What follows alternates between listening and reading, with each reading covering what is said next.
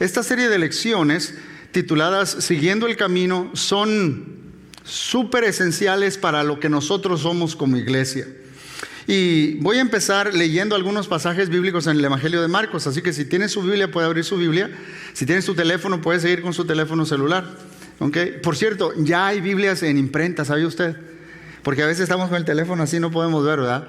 Pero vamos, si puede seguir en su teléfono si gusta, vamos a ver, o si no, miren la pantalla. Marcos capítulo 1, versos 16 al 17 dice: Cierto día, mientras Jesús caminaba por la orilla del mar de Galilea, vio a Simón y a su hermano Andrés que echaban la red al agua porque vivían de la pesca. Jesús los llamó: vengan, síganme, y yo les enseñaré cómo pescar personas. Vamos al capítulo 2, versos 13 y 14. Dice el texto: Entonces Jesús salió de nuevo a la orilla del lago y enseñó a las multitudes que se acercaban a él. Mientras caminaba, vio a Leví, hijo de Alfeo, sentado en su cabina de cobrador de impuestos. Sígueme y sé mi discípulo, le dijo Jesús. Entonces Leví se levantó y lo siguió. Más adelante vamos a Marcos 8:34, quizás el pasaje más claro en cuanto a qué quiere decir Jesús cuando dice sígueme. Entonces llamó a la multitud para que se uniera a los discípulos y dijo: si alguno de ustedes quiere ser mi seguidor, tiene que abandonar su propia manera de vivir, tomar su cruz y seguirme. Luego un hombre rico que quería saber cómo obtener vida eterna viene a Jesús en Marcos capítulo 10, verso 21. Jesús le dice: Jesús miró al hombre y sintió profundo amor por él. Hay una cosa que todavía no has hecho, le dijo. Anda y vende todas tus posesiones y entrega el dinero a los pobres y tendrás tesoro en el cielo. Después ven y sígueme.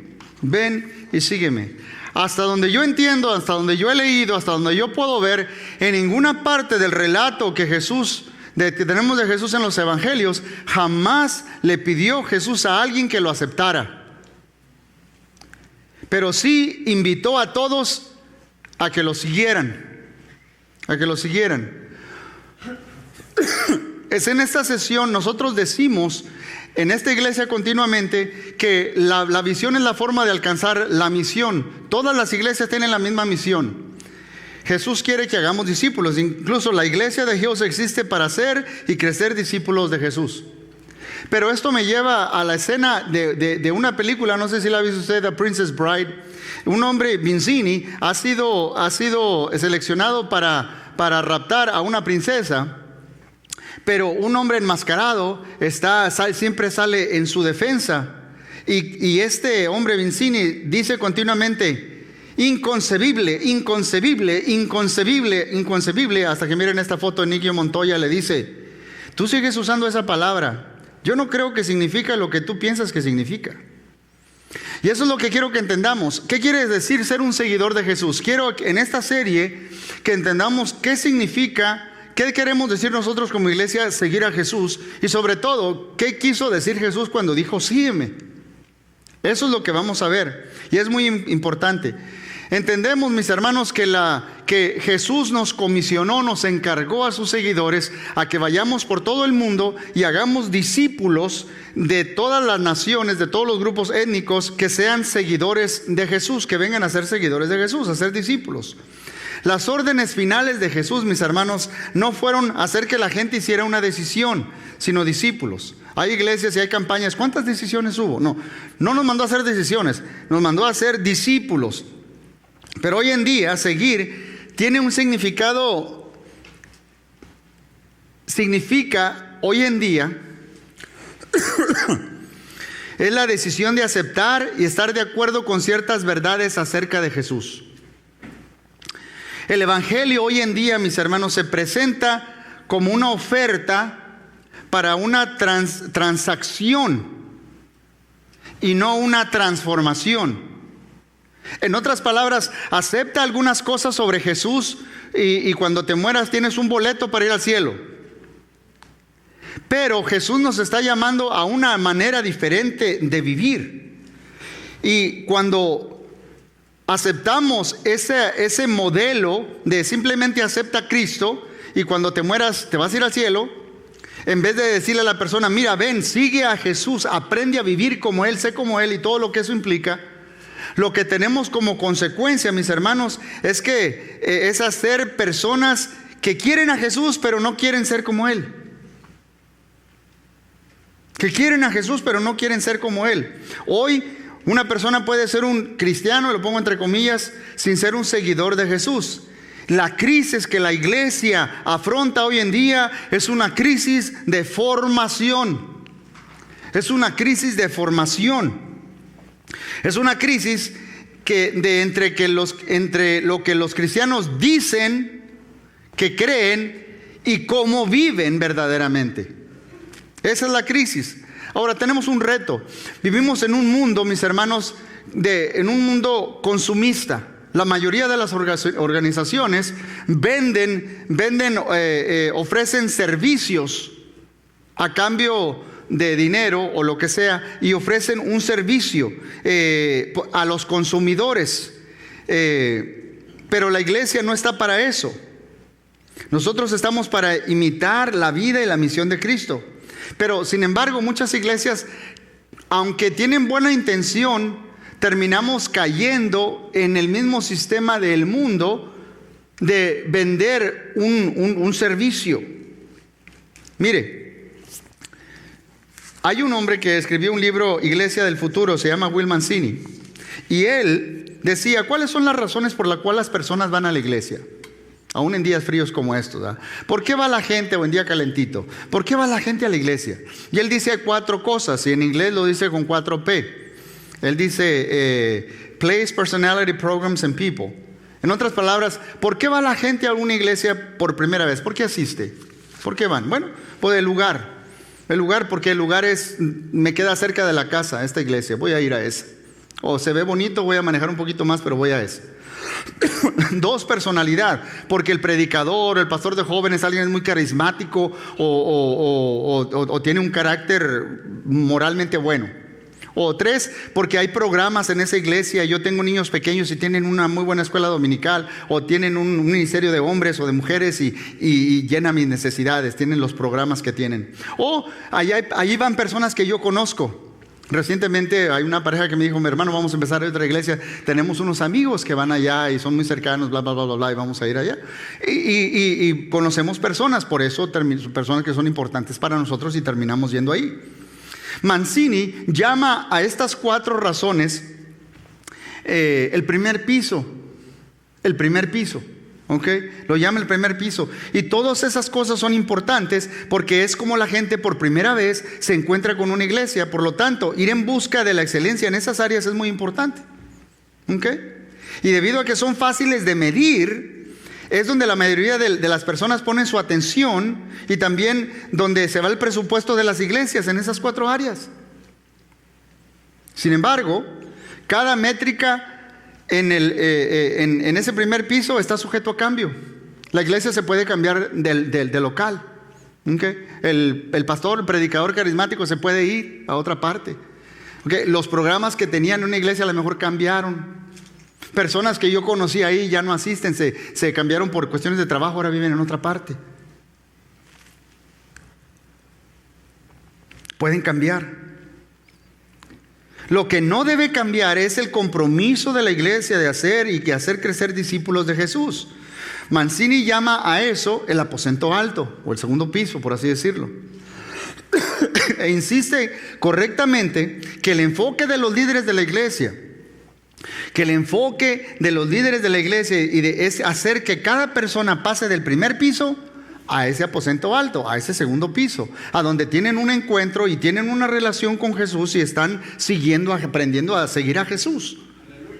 Eso debe ser el fin de toda iglesia y de todo líder de iglesia. El reto es que es mucho más fácil medir el reto en el aposento alto, porque la meta es transformación.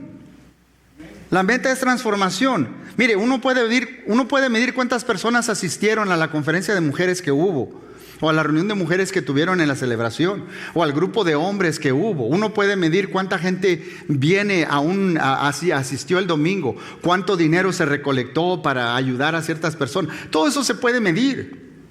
Entonces tenemos la tendencia a poner nada más nuestros ojos en eso. Uno puede medir cuántos estuvieron, pero ¿cómo se puede medir el fruto del Espíritu? ¿Cómo se puede medir el fruto del Espíritu? Imagine que llegue yo aquí, es el segundo domingo del año, hermanos. Ya hicimos la contabilidad y este año nosotros crecimos 18% en gozo. Nosotros crecimos 20% en bondad, pero hermanos, bajamos 12% en dominio propio. Tenemos que trabajar en eso. Es más difícil manejarlo, ¿no es cierto? Es más difícil medirlo. Pero no nos podemos conformar con solo tener un primer piso que es eficiente. Porque los resultados es que la gente termina siendo consumidora en vez de seguidor. Termina siendo un consumidor en vez de un seguidor. En vez de un seguidor. Es por eso, mis hermanos, que nuestro objetivo es hacer seguidores de Jesús. Y como iglesia tenemos una estrategia, desarrollamos una estrategia. Hace tiempo atrás, mis hermanos, la llamamos esa estrategia los siguientes pasos. ¿Ok? Y en esta lección voy a hablar de por qué ya no vamos a hablar de los siguientes pasos. ¿Ok? Por más de un año, varios hermanos de esta congregación, varios líderes, se estuvieron reuniendo, estuvieron en oración, estuvieron abriendo su Biblia, estuvieron considerando y hablando de cuáles son los pasos, las disciplinas, los hábitos o las cosas que debemos hacer, que Jesús hacía para seguir a Jesús, para crecer en nuestra relación con Él. Y terminamos con 7 pasos. ¿Ok? Ahora, ese proceso estaba cubierto en oración, estaba enfocado en Jesús. Cada paso es crítico en nuestra jornada de transformación y todo lo que se enseñó en los siguientes pasos es verdadero y es bueno. Si no, vaya a cheque todos los sermones, están muy buenos. ¿Okay? Pero también creo que nuestra iglesia jamás hizo suyo esos siguientes pasos. No los hicimos nuestros, no los abrazamos el concepto de los siguientes pasos. ¿Cuántos de ustedes me pueden decir? Primero, ¿sabía cuántos pasos hay? 7, porque los pusimos en el website, los pintamos por otras partes. Y creo que el que los conoce mejor es el hermano Eric y Danilo, que tiene su equipo, y ellos ponen veces menos esos carteles que tenemos por ahí. Bueno, aquí voy a tratar de decírselos y a ver si me acuerdo. Adora regularmente, ¿ok? Conéctate con Dios, vive de manera diferente. Haz vida en comunidad, da generosamente, sirve a otros y comparte con tu uno.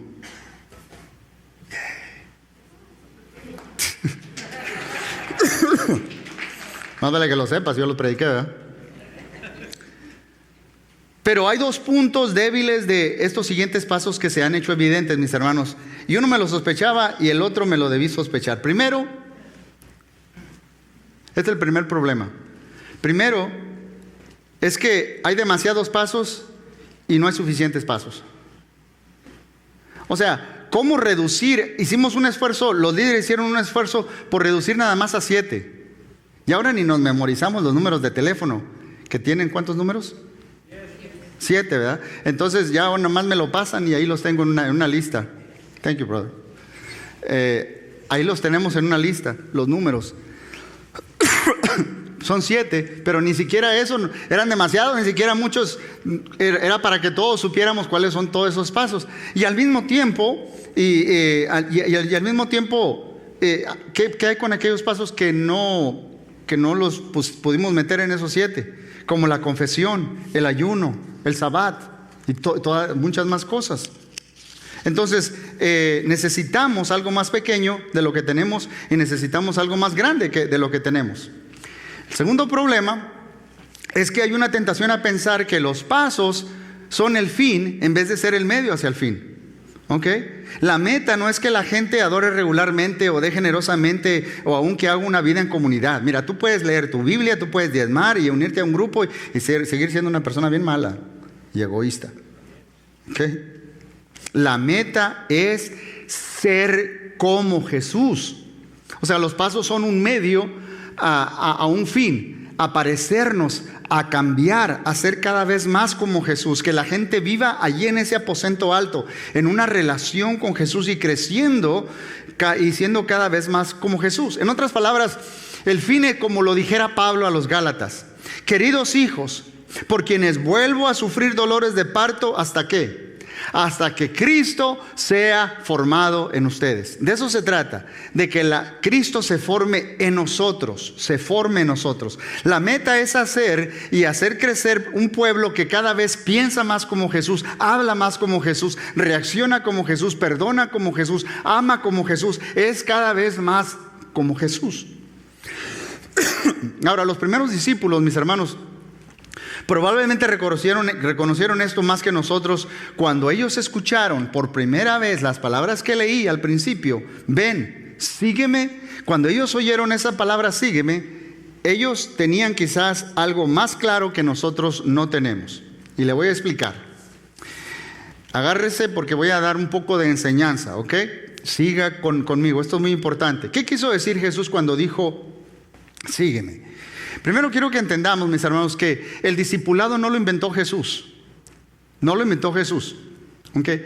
Cuando un niño judío, en tiempos de Jesús, hasta los 5 años no sabía nada de la palabra de Dios, pero a los 5 años iba a la escuela por primera vez, iba a la sinagoga, iba a lo que se conocía como Bet Sefer. Bet es casa, Sefer, casa de libro. Y de los 5 a los 12 años se la pasaba estudiando los primeros 5 libros de la ley, la Torá. Y con eso aprendían a leer, aprendían a escribir y aprendían aritmética. Aprendían todo lo básico con esos primeros 5 libros de la ley. Después de los 12 años se iban a casa. La mayoría se iba a la casa. Todas las niñas se iban a casa porque ya están cambiando para ser señoritas y a los 13, 14, 15 años ya se casaban.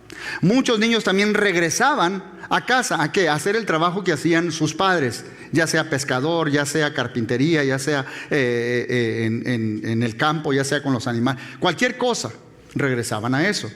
Pero a los que eran más inteligentes o los que querían más educación, de los 13 a los 17 años empezaban lo que se llamaba Bet Madrash. Y básicamente de los 13 a los 17 años en esta casa de aprendizaje se pasaban aprendiendo de memoria desde todos los libros de los profetas. O sea, de Josué, Jueces, Ruth, Primera, Segunda, Samuel, hasta terminar con Malaquías. Aprendérselo de memoria. Cuando terminaban esa educación, muchos de ellos regresaban a los negocios y a los menesteres de su casa. Pero algunos de ellos se acercaban a un rabino para querer ser su estudiante, su talmudín, para ser y les querían ser un discípulo de un rabino. Y el rabino lo que hacía era hacerles preguntas. Y entre preguntas y respuestas veía si este joven tenía lo que se necesitaba para ser un discípulo de él. Después de preguntarle, yo no sé, algo así como: ¿tú crees, estás más del lado de Gilel o del lado de este otro rabino en cuanto al matrimonio y al divorcio? ¿Qué piensas de eso? ¿Cuál es el punto de Eclesiastés? ¿O quiénes son los hijos de Dios en Génesis 6? Yo no sé. Pero sí me entiende. Y a través de todas esas preguntas, el rabino decía al final: se ve que amas a Dios, se ve que amas la Torah, pero no tienes lo que se necesita para ser mi discípulo. En tal caso, esa persona regresaba a sus trabajos. O le podría decir el rabino: ven, sígueme. Y en ese momento se hacía su talmudín, su aprendiz. La invitación a seguir, mis hermanos, no era un llamado a ser convertido. Era un llamado a estar consagrado al yugo del rabino. O sea, ya creen en la misma palabra de Dios. Es estar consagrado a tomar el yugo del rabino. Cuando digo tomar el yugo del rabino, es practicar o seguir la enseñanza de ese rabino sobre cómo vivir la vida, sobre cómo vivir y cómo vivir en el reino. Se sobreentendía, mis hermanos, que ibas, en ese momento tú te convertías en un aprendiz. En un aprendiz. Se sobreentiende que tú vas a pasar tiempo vas a estar con tu rabí. Número 2, que vas a tratar de ser como tu rabí. Y que número 3, vas a terminar haciendo lo que tu rabí hacía. De eso se trata. La meta era duplicar. ¿Ya caímos? O sea, la meta de un seguidor es duplicar, ser como su rabí, pensar como él, hablar como él, transformarse como él y luego hacer lo que él hace. Ese es el fin. Esto fue lo que los pescadores escucharon cuando Jesús dijo: ven y sígueme. Eso fue lo que ellos escucharon: ven, sígueme. Esa es la razón por la cual dejaron todo atrás. Esa es la razón por la cual el joven rico no dejó las cosas y no siguió a Jesús. Jesús no estaba pidiéndole a nadie, mis hermanos, que lo aceptara. Lo digo otra vez: Jesús no le estaba pidiendo a alguien que lo aceptara. Él estaba invitando a todos a ser un aprendiz, un seguidor del camino. ¿Ok? Esto significa que lo primero que los seguidores deben hacer es pasar tiempo con Jesús. Mucho tiempo, mis hermanos. Mucho tiempo. Yo no sé si usted se toma el tiempo para hacer esos devocionales en la mañana. Está en la palabra, está orando, está conectándose con Dios. ¿Se acuerda el segundo paso? Está allí. Yo les dije que cuando Danilo, Nancy o nuestros hermanos digan al final, ahora pasa un tiempo escuchando a Dios, es muy importante quedarse escuchando para ver lo que el Espíritu Santo va a poner en tu corazón para ese día. Mire lo que Jesús dijo en Marcos capítulo 3, versos 13 y 14. Mire lo que pasó. Después subió al monte, esto es Jesús, y llamó así a los que él quiso. Y vinieron a él y estableció a 12. ¿Para qué los estableció? Para que estuviesen con él y para enviarlos a predicar. Para que estuviesen con él y para enviarlos a predicar. Para que estuviesen con él. Seguir a Jesús es estar continuamente consciente de la presencia de Dios. Es estar consciente de la presencia de Dios en todo momento. Es permanecer con Él. Permanecer con Él. Y esto lo hacemos a través de la intimidad con el Espíritu Santo. Y de esto voy a hablar más en la siguiente lección. Pero mire lo que dice Jesús en Juan 14, verso 16. Dice Jesús: y yo le pediré al Padre, y Él les dará otro consolador para que los acompañe siempre, siempre, siempre. Número 2, lo segundo que Jesús esperaba de sus seguidores es que ellos fueran como Él. Que ellos fueran como Él cada vez más, mostrando su carácter al tomar su yugo, su forma de vivir. ¿Nunca ha visto usted una calcamonía detrás de algunos carros que dice: los cristianos no somos perfectos, solo somos perdonados? ¿Ha visto esa calcamonía? ¿Sí la ha visto? Yo entiendo lo que quiere decir, pero déjeme le digo por qué no me gusta. Porque esa calcamonía está haciendo énfasis en el evangelio que le expliqué como si fuera una transacción y no nos lleva a una transformación. ¿Por qué? Porque yo quiero que entendamos que los discípulos son mucho más que perdonados, son formados. Hasta que la imagen de Cristo sea formada en ustedes, dijo Pablo. Eso es lo que yo quiero. Entonces, estamos en un proceso de cambio, en un proceso de transformación. Mis hermanos, yo espero, usted no es el mismo hace tiempo que es ahora desde que conoció a Cristo. Yo puedo ver transformación en la vida de muchas personas. Y de eso se trata, de que cada vez nos parecemos a la imagen de Jesús. Mire, Jesús dijo: el discípulo no es superior a su maestro, pero todo el que haya contemplado, pero todo el que haya contemplado su aprendizaje será como su maestro. ¿Ok? Eso lo dice Jesús. Ustedes van a ser como yo. Mire, eso es un trabajo como para el Espíritu Santo. Y qué bueno que Él vive en nosotros para poder hacerlo. Y cómo nos tiene paciencia, ¿no es cierto? Esta es la intención de todos los pasos de esa estrategia. Puede decirle disciplinas, prácticas, hábitos. De formar un pueblo que exhiba los frutos del Espíritu. De eso se trata. Es por eso, mis hermanos, que las disciplinas espirituales, los hábitos, las prácticas son importantes porque dan un lugar donde experimentamos el poder transformador del Espíritu Santo.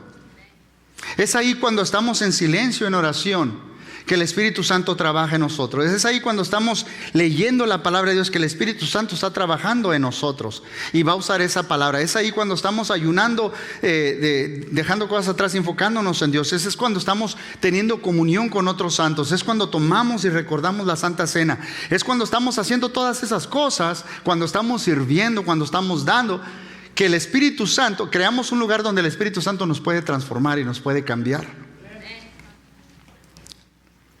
Tercero, sígueme, era un llamado de Jesús a aprender a hacer lo que Él hizo.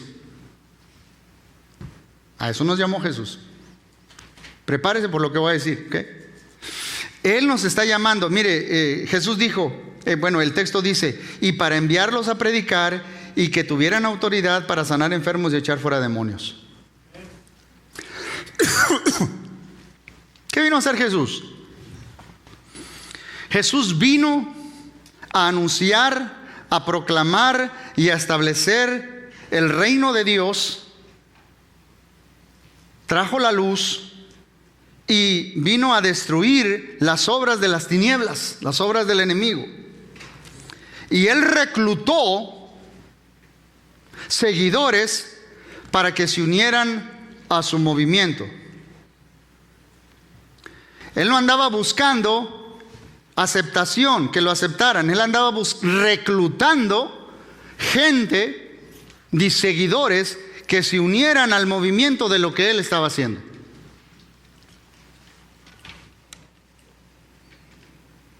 Y de nuevo, esa expectativa demanda que nosotros estemos unidos al Espíritu Santo. Sin Él no podemos hacer nada. Cuando ya los discípulos, antes de que Jesús los envía, en Hechos capítulo 1, ¿qué dice? Pero cuando venga el Espíritu Santo sobre ustedes, recibirán poder y serán mis testigos, tanto en Jerusalén como en Judea y Samaria y hasta los confines de la tierra. Lo digo una vez más, Jesús no está buscando ser aceptado. Él estaba buscando aprendices que quieran aprender una vida, una nueva manera de vivir. Perdón, esto es el aposento alto. Esto es el estar enfocado y la meta para los líderes de cada iglesia local. Y estamos siendo honestos, mis hermanos. Como predicadores, como sus líderes, lo que queremos, esto es lo que queremos para ustedes, que tú pases tiempo con Jesús, que tú te vayas transformando en la imagen de Jesús y que tú hagas lo que Jesús hacía. Eso es lo que esperamos nosotros como iglesia. Y tú deberías estar en una iglesia que sepas para dónde vamos o de qué se trata esto. Es como una mamá que escuchó, vio afuera y su niño Juanito le estaba leyendo la Biblia al gatito. Se veía tan bonito porque el gatito estaba ahí sentadito y le estaba leyendo su Biblia. Hasta le quiso tomar foto, pero ay, qué bonito. De repente oyó y se asoma la mamá y el niño estaba metiendo al gatito en una cubeta de agua. Lo estaba metiendo. Mijo, ¿qué estás haciendo? Dice, estoy bautizando al gatito. Dice, pero a los gatos no les gusta el agua, mijo. Eso debió haber pensado antes de unirse a mi iglesia. Tú tienes que saber quieres ser un seguidor de Jesús. Él murió por su iglesia. Si quieres ser parte de esa iglesia, es llamarnos, es ser reclutados a unirnos a lo que Él está haciendo en este mundo. Por eso, de aquí en adelante vamos a escuchar esto, vamos a ver esto, vamos a repetir esto, hasta que lo aprendamos. Va a estar más sencillo, ¿ok? Mírenlo todos. léanlo, véanlo cuando yo lo estoy diciendo para que ya se nos empiece a quedar desde ahorita. Vamos a poner en la pantalla. La iglesia de Agios existe para hacer y hacer crecer discípulos de Jesús. Hacemos esto juntos, pasando tiempo con Jesús, siendo como Jesús y haciendo lo que Jesús hacía. Hacemos esto juntos, pasando tiempo con Jesús, siendo como Jesús y haciendo lo que Jesús hacía. ¿Qué significa esto, mis hermanos? Perdón. ¿Qué significa esto? No quiere decir que vamos a dejar de poner énfasis en el primer piso. Así es como llega. Vamos a querer tener un buen lugar, vamos a querer que se predique de tal manera que la gente aprenda y que quiera regresar, y vamos a tener buenos programas para jóvenes, para niños, etc. Vamos a seguir haciéndolo con excelencia. Pero lo que eso significa es que todo lo que vamos a hacer va a ser juzgado y va a ser evaluado a través del lente de pasar tiempo con Jesús, de ser como Jesús y de hacer lo que Jesús hacía. Empezando con la predicación. De hecho, todos los sermones que Rick ya tiene preparados van a tener uno de esos tres aspectos como enfoque. Lo que esto significa es que vamos a hacer lo que es más importante, mantenerlo como siempre, como lo es, lo más importante. Esto significa, mis hermanos, que debemos enfatizar comunidad, no como parte de seguirlo, sino como un ambiente donde se crece. Jesús nunca dio clases de discipulado a solas, one on one. Cuando uno sube al aposento alto, entra allí y hay una congregación. Hay otras personas reunidas, buscando ser como Jesús. Eso se hace en congregación, no en aislamiento. Por eso, en febrero vamos a empezar otra vez los grupos Rooted, y queremos que todas las personas que no han pasado por esa experiencia lo hagan, porque ahí vamos a ver muchas de estas disciplinas que estamos hablando, de cómo tener una relación con Jesús y fortalecerte en tu fe. Sobre todo, nuestra estrategia de discipulado debe enfatizar la dependencia del Espíritu Santo. ¿Escuchó lo que voy a decir? Debe enfatizar la dependencia del Espíritu Santo. Eso se asumía en los siguientes pasos. Pero Rick se fue a verlos y yo no los he visto, los que prediqué de él. Pero dice, nada más mencioné el Espíritu Santo 2 veces. Culpa nuestra. Culpa nuestra. Queremos ser una iglesia que esté llena del Espíritu Santo. Le voy a poner un ejemplo tonto. ¿Sabe por qué le dije la semana pasada que cuando estamos en los 21 días de oración y dice, escucha a Dios? Yo sé que se me pasó el tiempo, voy a poner una ilustración cortita. Crucé la frontera, llevé algo de la ropa y unas cajitas para regalos de niños para el último domingo del año. No he comido nada. Vengo de regreso solo. Visité a una prima porque mi tío falleció. Estuve visitándola a ella, a su esposo y sus hijos. Me da un vaso de agua así de grande y no he comido nada. Y hay una fila larga para pasar en los puentes en la frontera. Y el vaso de agua era así de grande. Traía la vejiga llena. Técnicamente se dice que cuando sentimos que íbamos nomás a 75%, pero por cuestiones de ilustración la tenía llena. Entonces voy pasando y digo, ya quiero llegar. Y del lado de México, cuando ya me puse en un carril para pagar, veo que no están saliendo, ahí están unos baños, pues ya no me puedo regresar. Y le doy rápido. Espero que del otro lado no haya fila. Y ahí voy, llego, ¿verdad? Y con la vejiga llena. Y no pensando ni en agua, ni en mar, ni ríos, ni nada de eso. Y paso porque no hay mucha fila. Y luego paso, agarro la carretera militar que le llaman, y desde allí hasta donde está la 83 para llegar a Mission, es un tramo largo como de 4 kilómetros. Y voy manejando con la vejiga llena y veo a una señora que va caminando a un lado de la carretera. Y eso así como que cae bajo la convicción del Espíritu Santo. Párate, regresa. No, Señor, tengo la vejiga llena. Párate, regresa. Media milla. No, Señor, tengo la vejiga llena. 1 milla. Señor, tengo la vejiga llena. Regrésate, 1.25 millas. Me di la vuelta. Digo, ¿para dónde va? Dice, voy aquí a Mission. por la calle Los Ébanos. Ah, la calle Los Ébanos, pues yo voy por ahí. Vamos manejando, me cuenta la historia de su vida. Mientras está manejando, Dios me dio una palabra para decirle a ella. Y me dice, ¿me puede dejar en el parque que está ahí? Yo de ahí camino. Vamos llegando ahí donde está el parque. Le digo, ¿hasta qué calle va? A la 18. Ahí viven mis hermanas, para allá voy yo. Y volteamos aquí está la casa de mis hermanas y hay unos apartamentos ahí al final. Ahí la dejé a ella. Le evité caminar mucho. Yo creo que Dios tuvo compasión de ella, así como Agar, ¿verdad? Vamos a darle un ride. Pero hay que estar escuchando. Okay, voy a regresar al tema porque ya me salí. Pero debemos depender del Espíritu Santo. Se necesita de Dios. Necesitamos de Dios para conocer a Dios, para amar a Dios, para imitar a Dios. De hecho, Pablo en 1 Corintios 13, el capítulo 12, dice que nadie puede decir que Cristo es Señor. Nadie puede someterse a Jesús como Señor, al menos que sea por el Espíritu Santo. Se necesita de Dios, mis hermanos. Quiero decir esto bien despacio y quiero que quede bien claro. Un seguidor de Jesús es una persona ordinaria experimentando una transformación extraordinaria a través del poder del Espíritu Santo. Eso es lo que sucede allí.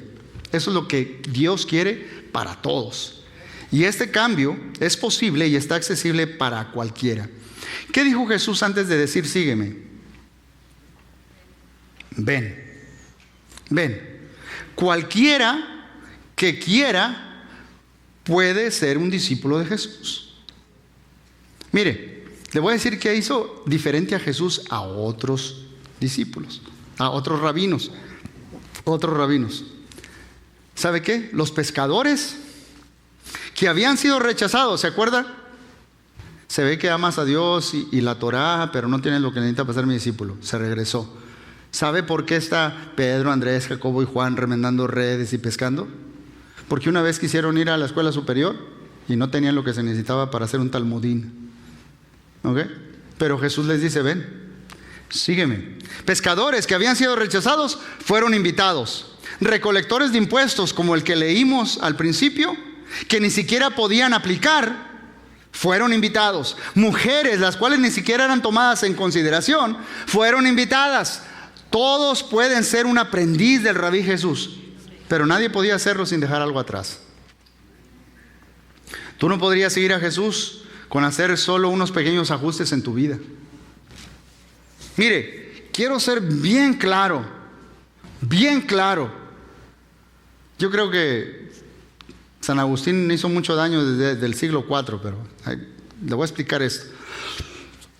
Jesús no está ofreciendo dos tipos de discipulado, uno normal y uno radical.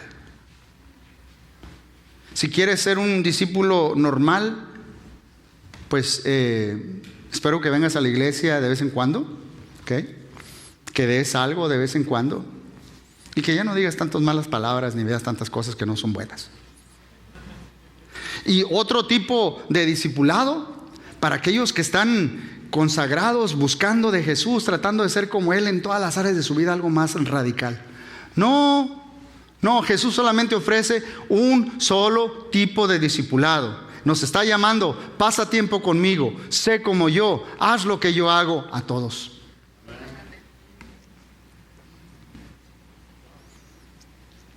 ¿Qué pasa cuando nosotros no hacemos más que esto una transacción? La gente simplemente ve a Jesús como algo que tiene que añadir a su agenda llena. Y no hay una transformación verdadera.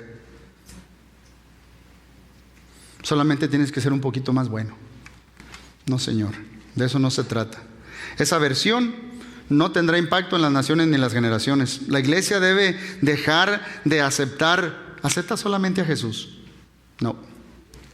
Déjeme se lo digo de esta manera. Seguir no se trata de tener a Jesús en mi vida, se trata de que yo esté en la de Él. Y tú no puedes quedarte donde estás y esperar estar donde Jesús está. Tú debes seguir su camino. Yo creo que esta es una buena oportunidad, mis hermanos, que está empezando el año, para nosotros preguntarnos, la forma en que estoy viviendo, cómo lo que estoy haciendo, voy a estar hoy más cerca, estoy hoy más cerca del Señor en mi relación con Él, creciendo en mi fe de lo que estaba hace un año? ¿O estoy igual?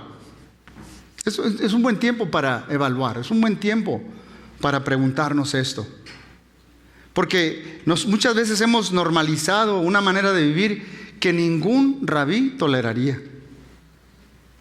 Y cada semana yo les voy a hacer una pregunta. Esta es la pregunta para nosotros esta semana. ¿Es la forma en que estoy viviendo un obstáculo para seguir a Jesús? ¿Es la forma en que estoy viviendo un obstáculo para seguir a Jesús? Es por eso que los pescadores dejaron las redes. No puedo seguir haciendo esto y seguir a Jesús al mismo tiempo. Hay una señora llamada Joy Johnson. Ella empezó a correr a los 59 años.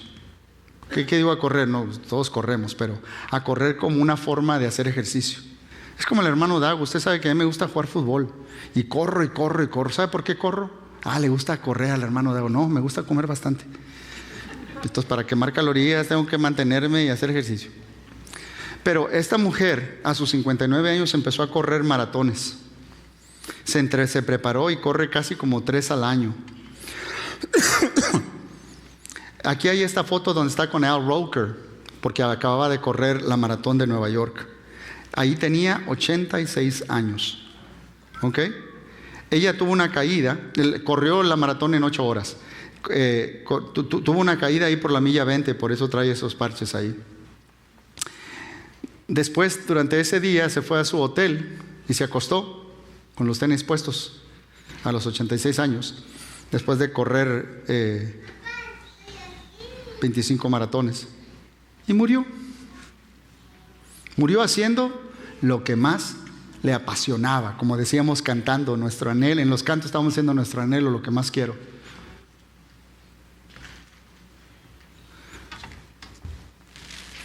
Yo quiero que me encuentren así.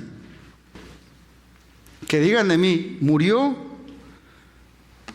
yendo en pos de su Señor Jesús, pasando tiempo con Él, tratando de ser como Él, haciendo lo que Él hacía, en el poder del Espíritu Santo. Eso es lo que yo quiero que se diga de mí. El Rabí Jesús está diciendo, ven, sígueme. Él nos está invitando, sígueme. Él dice, aprende de mí. Pasa tiempo aquí conmigo. Empieza a ser como yo. Haz lo mismo que yo hago. Créame que no hay mejor manera de vivir.